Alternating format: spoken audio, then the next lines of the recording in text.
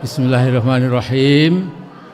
Alhamdulillahirrahmanirrahim. Wassalatu wassalamu ala asyrul mursalin wa ala alihi washabihi ajmain.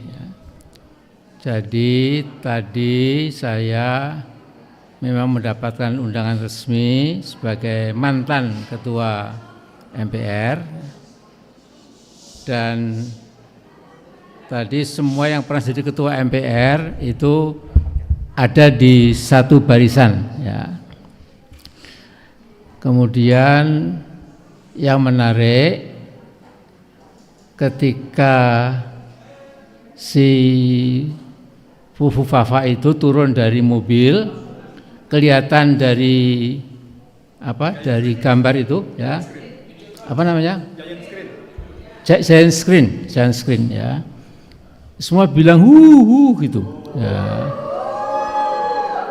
Kira-kira 3 kali hu. Jadi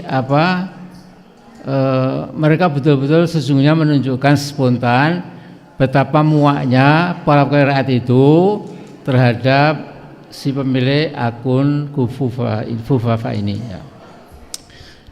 Nah, kemudian saya memang sengaja menekuni dan mencermati pidatonya Pak Prabowo yang memang kelewat panjang, ya, sehingga kira-kira 30 menit lebih panjang dari yang sebelumnya, ya. Nah, kalau dari yang disampaikan Mas Prabowo itu memang kan idealisme yang akan dicapai, ya. Berpijak dari Pancasila, kemudian mengingatkan negara kita negara kaya, lantas kita punya warisan dari tokoh-tokoh bangsa sejak Bung Karno, Bung Hatta, yang itu perlu kita kobarkan kembali, ya.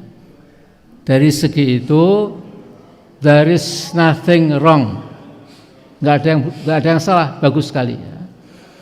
Bahkan Pak Prabowo mengagetkan karena hafal kita semua akan bangun Indonesia menjadi baldatun thayyibatun wa rabbun ghafur itu, ya.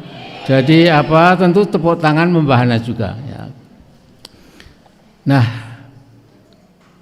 kemudian ya dia memang harus memuji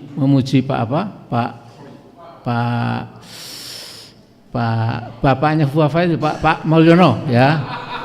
Jadi dipuji sebagai presiden yang sudah sangat mati-matian membangun segala macam itu, ya. Nah, saya mungkin cuma akan sedikit saja menyentil, ya. Yang namanya kekuasaan itu seperti rezeki, ya. Kalau kita punya rezeki atau rezeki itu yang mabruk, yang dapat berkah, itu memang kemudian rezeki kita itu bisa menghadirkan sebuah kehidupan yang lebih berbahagia, lebih mantap, ya. Anak-anak kita menjadi bersekolah juga pandai, kemudian dampak dari rezeki yang halal thayyibah tadi, yang berkah tadi, itu akan ke kanan, ke kiri, ke depan, ke belakang, itu memberikan manfaat. Sebaliknya, kalau rezeki tidak berkah, itu mesti menimbulkan problematika yang pelik, ya, yang kadang dinalar itu tidak masuk akal, ya.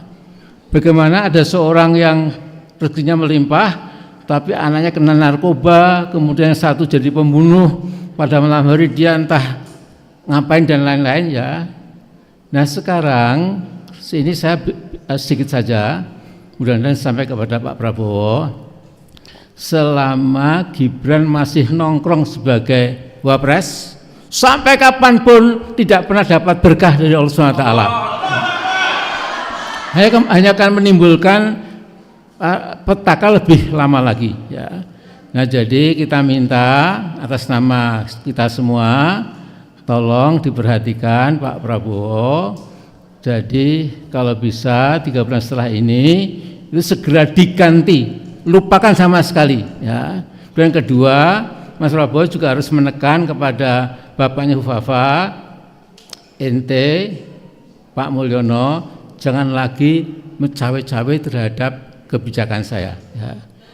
Kalau dilakukan, insya Allah yang diidealisasi, digambarkan secara ideal oleh Pak Prabowo itu pelan-pelan jadi kenyataan. Ya.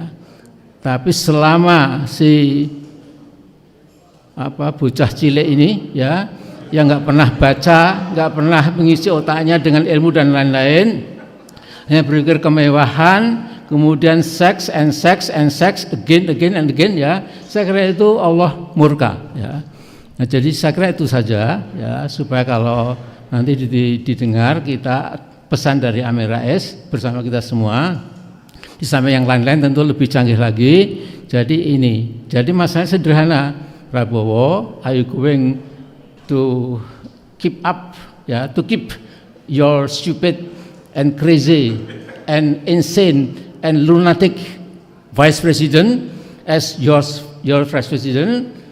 If you do that, and then inshallah you will collapse sooner or later, or sooner rather than later. Assalamualaikum warahmatullahi wabarakatuh.